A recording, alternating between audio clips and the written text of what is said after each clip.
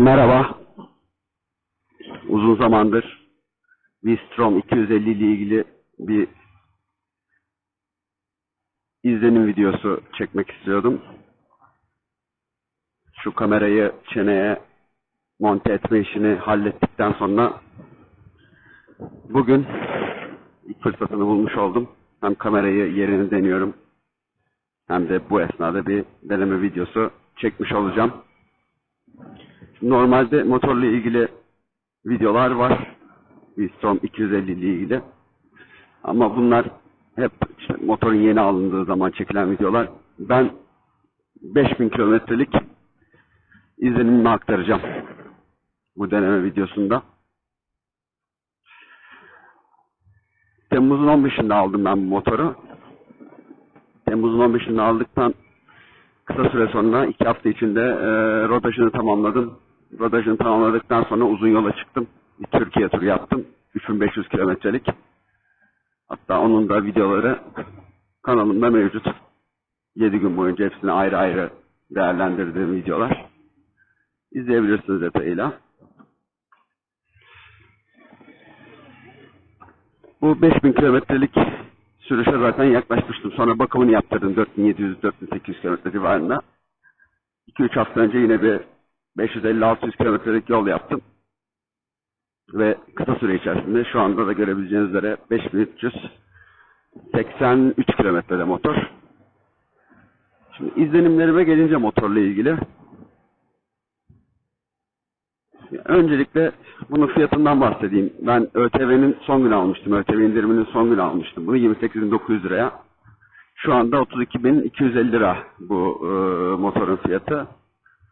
Yani 250 cc'lik bir motor için fazlasıyla yüksek bir fiyat da olsa, yani en son baktığım fiyat listesinde MT25'ler vesaire bile fiyat olarak neredeyse 30.000'e dayandılar.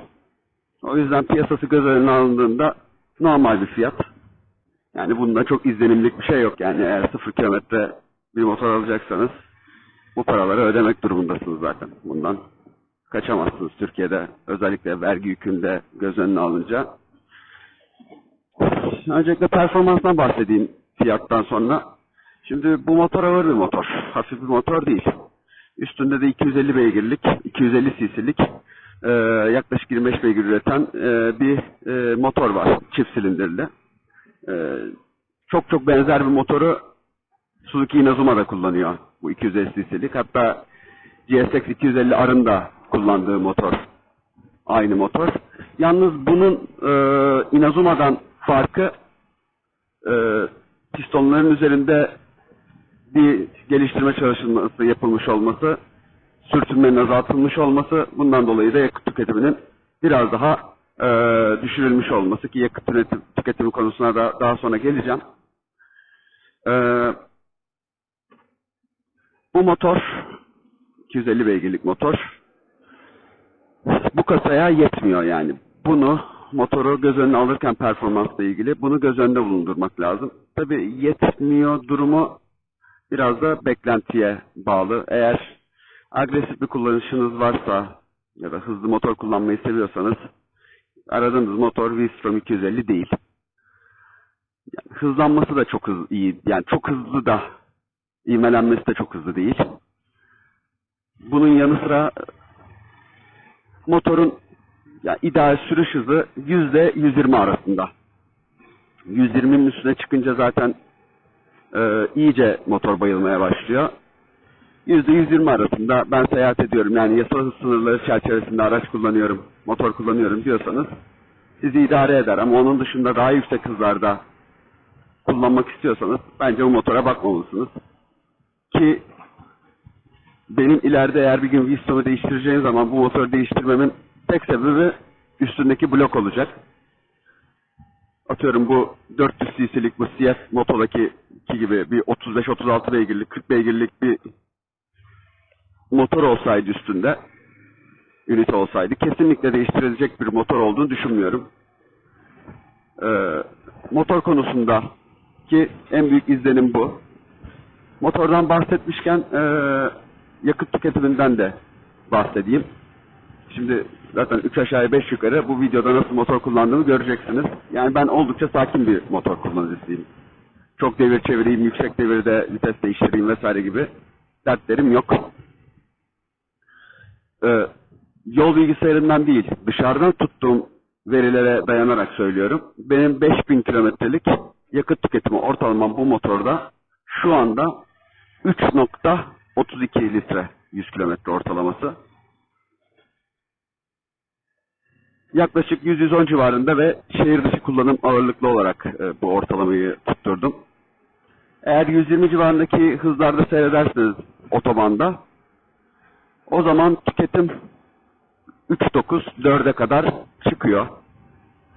Eğer böyle 70-80 civarındaki hızlarda sakin seyrederseniz de 2.90'a kadar iniyor. Ama standart bir kullanıcının bu motorda tutturabileceği ortalama 3.5 civarında olur. Eğer sakin bir kullanıcıysa kendisi 3.5 civarında ortalamayı problem yaşamadan tutturacaktır. Ama agresif kullanımlarda 4, hatta 4'ün üstüne rahatlıkla çıkabiliyor. Bu 3500 kilometrelik yolda ortalamam 3.25. Yanlış hatırlamıyorsam evet 3.25'ti. Onda da yani zaman zaman motor sıkıştırdığım oldu. Hani böyle çok sıkıldığım oldu. O zamanlar onu tutturdum. Onun dışında yaklaşık tüketim o civarlarda dolaşıyor. Bu arada motordan bahsettim. Performansla ilgili bir şey daha söyleyeyim. Son hızla ilgili. Bu motorla benim görebildiğim son hız, gösterge hızı tabii GPS'te daha düşüktür. Kesinlikle. Son hız 138. Yani gösterge 138'i hiçbir şekilde aşmadı. Hatta bunda Kastamonu'dan Ilgaz Dağı'ndan aşağı doğru ilerlerken tutturdum. Hani yoksa düz yolda 132 civarında falan kalıyor ama yani bu motorun görüp görebileceği en yüksek hız da 140. Şimdi çift silindirli olmasından dolayı bu motordaki titreşim oldukça az. Ben bundan önce bir scooter kullandım. Bergman 200 rezalet bir motor scooter'dı kesinlikle. Hem titreşimi olsun hem konforsuzluğu olsun ki çok beğenilen bir motor. Nasıl bu kadar beğenildiğini hiçbir zaman da anlamadım. Bergman 200'dü. Ondan önce Inazuma kullandım. Ondan önce de SM Wolf kullandım. SM Wolf tek silindirli 25 beygirlik bir makine o da. Bundan çok daha performanslı olmasına karşın arada sırada arkadaşıma sattım motoru. O motoru kullanmaya devam ediyorum. Titreşimi inanılmaz yüksek bir motor. Bu motor onunla karşılaştırıldığı zaman çift silindir olmasının verdiği avantajla titreşimi oldukça az. Şöyle söyleyeyim. Hissedilebilir titreşim bu motorda 5000 devirde başlıyor. Rahatsız eden demiyorum ama hissedilebilir. 8000 devirden sonra da titreşim artık peglerde iyice hissedilebilir bir hale geliyor. Zaten bu motorun işte konfor sınırının %120 arasında olmasını söylememin sebeplerinden biri de bu. Yani 120'den sonra yanlış hatırlamıyorsam 8000 devirin üstüne çıkıyorsunuz. Ondan sonra titreşim zaten ciddi manada başlıyor. Ama genel anlamda normal hız bandında titreşim konusunda epey rahat bir motor. Bir de motor freni konusunda bayağı iyi. Bu konforu nasıl arttırıyor derseniz, elinizi gazdan çektiği zaman buna yığılma da diyebilirsiniz ama ben motorun çok güzel ve verimli biçimde yavaşladığını düşünüyorum. Bence bu bir avantaj. Örneğin Soğanlı geçidini geçtim. Zaten videoları da izlerseniz görürsünüz. Mesela orayı aşağı inerken geçidi, bu motorla inmek gerçekten çok büyük rahatlıktı. Çünkü kompresyon yüksek olduğu için birinci ya da ikinci viteste hiç sıkıntı yaşamadan rahat rahat indim fren kullanmadan. Yoksa 16 kilometre yolu sürekli yokuş aşağı inmek her şeyden önce disklere, balatalara büyük yük bindiriyor. Böyle bir şeyle karşılaşmadım.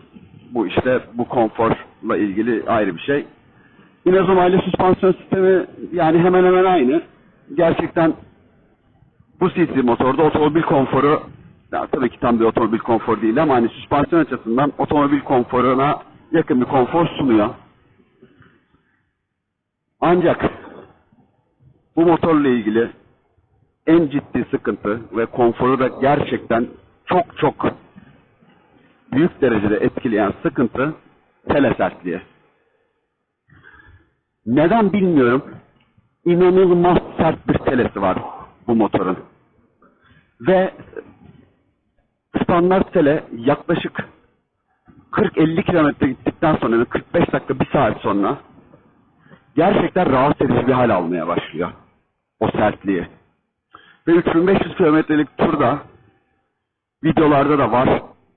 Her sabah ya bu motorun selesi beni öldürüyor diyerek yola çıktım. Çünkü gerçekten çok çok sert bir selesi var. Ha, ne oldu, buna müdahale ettim. Daha sonra o konuya da kısaca değineceğim. Konfor açısından da sele sertliğini çözerseniz oldukça konforlu bir motor. Önde rüzgar camı var. Ben rüzgar camının, benim boyum 1.77, çok yeterli olduğunu düşünmeyenlerdenim. Çünkü yüze gerçekten ciddi biçimde vuruyor. Yani o şekilde yattığınız zaman rüzgar kesiliyor. Ama şu anda mesela yani kaskın, şöyle göstereyim, şu bölgesine, yani bu vizörün ortasından itibaren rüzgar vurmaya başlıyor. O yüzden küçük bir deflektör takılarak bu rüzgar olayının da rüzgar sıkıntısının da önüne geçilebilir. Tabii ben Bergman'ı saymazsak 2 naked motordan sonra şeye geçtim. Bu motora geçtim. O yüzden aslında oldukça konforlu olduğunu da söyleyebilirim. 2 naked motora geçtikten sonra, 2 naked motordan buraya geçtikten sonra V-Strom'un oldukça konforlu olduğunu söylemem mümkün. Benim aynalarla ilgili mesela, şimdi aklıma geldikçe söylüyorum, karışık anlatıyorum ama mesela aynalarla ilgili hiçbir sıkıntım yok. Yani görüşü bayağı rahat. Beni engelleyen bir durum söz konusu değil. Gazla, frenle ilgili herhangi bir sıkıntım yok. Frenleri bu arada bayağı iyi. Ve zaten standart Euro 4 emisyonlarını karşılıyor. Standart ABS ile geliyor. Yani sakin araç kullandığım için çok da fazla böyle ani fren yapma ihtiyacı hissetmedim ben motorda açıkçası. O yüzden frenleri de böyle sonuna kadar test etmedim. Ama birkaç kere hani yolu kaçırdım mı deyip frenlere asılıp durmuşluğum var. Herhangi bir sıkıntıyla karşılaşmadım. Ha, bu arada üstünde fabrikasyon çıkan İRC lastikler var. Soğanlı geçidini saymazsak ki orası balçık çamur yoldu. Oraya başka bir şey lazım. Başka bir lastik lazım, arazi lastiği lazım. Onu saymazsak ben İRC ile ilgili, standart İRC ile ilgili hiç problem yaşamadım. Motoru yağmurda, ıslak zeminde de test etmedim. Ama kuru zeminde, kuru koşullarda ya bu lastikleri böyle çok değiştirme ihtiyacı hissedeceğinizi düşünmüyorum. Yani birkaç kere ani fren yaptım dedim. Yani bir çizgiden kopma vesaire yaşamadım. Bu arada 2 ani frende de ABS devreye girdi. O tıkırtıdan zaten ABS'nin devreye girdiğini rahatlıkla fark ediyorsunuz. Bunun dışında benim motora ekstradan sonradan mesela şöyle bir sıkıntı var, onu da göstereyim. Hafiften bir gaz istiyor. Bunlar kaydırmalı debriyaj olmadığı için. Bazen birinci vitese geçerken böyle hafiften bir gazı açmak gerekebiliyor. Bunun dışında motora benim dışarıdan yaptığım eklemeleri söyleyeyim. Birincisi orta sehpa. Onu alırken taktırdım. Yaklaşık 1000 lira kadar bir fiyatı var ki gerçekten çok yüksek bir fiyat. Ama piyasadaki ucuz orta sehpaların da ağırlık üstüne verince yamulduğuna dair şeyler duymuştum. Ya böyle bir riski almak istemedim ben, çünkü motoru bazen 20 gün kullanmıyorum. Hani orta sehpa yamuk motoru yerde bulmaktansa ve çok daha ciddi bir masrafla karşılaşmaktansa, ki bunlar ömürlük yatırımlar. Orta sehpayı direkt fabrikadan çıkarırken motoru Suzuki'nin orijinal orta sehpasını taktırdım. Onun dışında motor koruma demiri var şöyle. Yani gerçekten piyasada üretilebilecek en çirkin motor koruma demirlerini sanırım V-Strom 250 için üretmişler. Yani ben bunu böyle demirci, ferforje ustalarının ürettiğini düşünüyorum. Ki gerçekten bu motora en yakışan, en düzgün koruma buydu. Hem başka arkadaşlarıma sordum hangisini taktırayım diye. hem de kendim de içime sindi. Bu motor koruma demirini taktırdım. 1000 lira buna verdim. Bunun dışında sele yumuşatma işlemi yaptırdım. İlk motoruma da sele yumuşatma işlemi yaptırmıştım ben Wolf'e. Inazuma'yı çok kısa süre kullandım, sattım. Ona yaptırmadım. Şöyle söyleyeyim, sele yumuşatma bu motora apayrı bir motor haline getiriyor. Yani çok daha konforlu, uzun yola çok daha uygun bir motor haline getiriyor sele yumuşatma yaptıktan sonra. Yani şimdi sele yumuşatma sayesinde bir günde 300 kilometre yolu, ki yani hani böyle sürekli otur kalk dur git şeklinde hiç sıkıntısız yapıyorum. Bu sele yumuşatmanın maliyeti de yaklaşık bir 400 lira kadar. Ki yaşadığım yerde yoktu, kargoyla gönderdim. Yaptılar, kargoyla geri aldım. Hiç problemsiz kullanıyorum. Motora temel olarak dışarıdan yaptığım bu 3 ekleme ilave mevcut. Onun dışında bir elcik koruma taktırma gibi bir planım var. Bu elcik korumayı taktırdıktan sonra ya bu motorun başka herhangi bir şeye ihtiyaç duyacağını düşünmüyorum yani. Her şey var. Zaten kışın kötü koşullarda kullanmadığım için elcik sıkmaya vesaire ihtiyacım yok. USB çıkışı zaten var. Ha, bu arada orada da küçük bir ayrıntıdan bahsedeyim. Yani bu USB çıkışını kim böyle tasarladıysa tebrik etmek lazım. Çıkış aşağıya doğru ve yolda ilerlerken taktığınız USB çakmaklık şarj hem açıdan dolayı hem de motorun tabii doğal titreşiminden dolayı kayıyor. Yani neden böyle saçma sapan bir tasarım yapmışlar ki bu motordaki en büyük saçmalık o. Algılamış değilim. O yüzden ben elektrikçi bandıyla tek kat bantlıyorum ki kaymasın diye. USB şarj cihazı kaymasın diye bantlıyorum. Ya bu da külliyen bir saçmalık. Bir de AliExpress'ten şuraya tankpad aldım. Bu V-Strom için üretilmiş. Yanlış hatırlamıyorsam bu da 90 liraya mı ne mal oldu vergisiyle, şusuyla busuyla. Ya, hem motorun çizilmesine engel oluyor hem de dizinizde rahat rahat depoyu yapabiliyorsunuz, tutabiliyorsunuz. Bu da zaten bir konfor elemanı yani en nihayetinde. İlk bakımında yaklaşık 350 lira vermiştim. İkinci bakımına da aynı şekilde 350 lira verdim.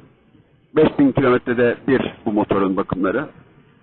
700 lira da bakım masrafı oldu. 5000 artık 400 olmak üzere V-Strom 250 ile benim 5400 kilometrelik maceram bu şekilde. Çok düzenli anlatmadım. Oradan buradan, bir şuradan bir buradan karıştırarak anlattım ama yani bu tamamen profesyonel olmayan amatör bir kullanıcı gözüyle bir anlatım, bir inceleme. Motordan ciddi anlamda çok memnunum. İlk çıktığı zaman da çok beğenmiştim zaten ben bu motoru. Hani almak istediğim bir motordu. Daha sonra şartlar gelişti, motoru alabildim. Kesinlikle bir pişmanlık da duymadım. Tek sıkıntı dediğim gibi çok uzun yol yaptığınız zaman, benim gibi 3500-4000 kilometre yaptığınız zaman şu sıkıntı oluyor. Yani bir süreden sonra bir insan bayılıyor. Yani düzlükte gazı açtığında motor biraz daha gitsin istiyor. Yani en az eğer kaza bela olmazsa bir 3 yıl daha bu motorla beraber olmayı düşünüyorum. Ki bundan sonra geçersem de o zamanki hem maddi şartlar hem koşullar ne getirir bunu bilemiyorum ama V-Strom 650'ye zaten geçmeyi düşünüyorum. Hani V-Strom'dan gayet memnunum. Ama dediğim gibi şu motor bir 40 beygir olsaymış mesela gerçekten yani ömürlük bir motor olurmuş. İzlediğiniz için teşekkür ederim. Umarım V-Strom 250 ile ilgili aklınızdaki soru işaretlerinin giderilmesine yardımcı olmuşumdur. Başka sorularınız olursa muhtemelen atladığım birçok ayrıntı vardır. Bu ayrıntılarla da ilgili yardımcı olmaya çalışırım. Evet, biraz pahalı bir motor ama bu motorun değil, bizim vergi sistemimizin suçu. Yani fiyatı ile ilgili yorumda bulunmadan önce mutlaka ülkenin ekonomik konjonktürünü de göz önüne alıp buna göre bir yargıda bulunmak gerekir diye düşünüyorum. Genel anlamda bir dört dörtlük olmasa da benim gözümde yani 4.5'lük bir motor bu. Hepinize iyi ve güvenli sürüşler dilerim.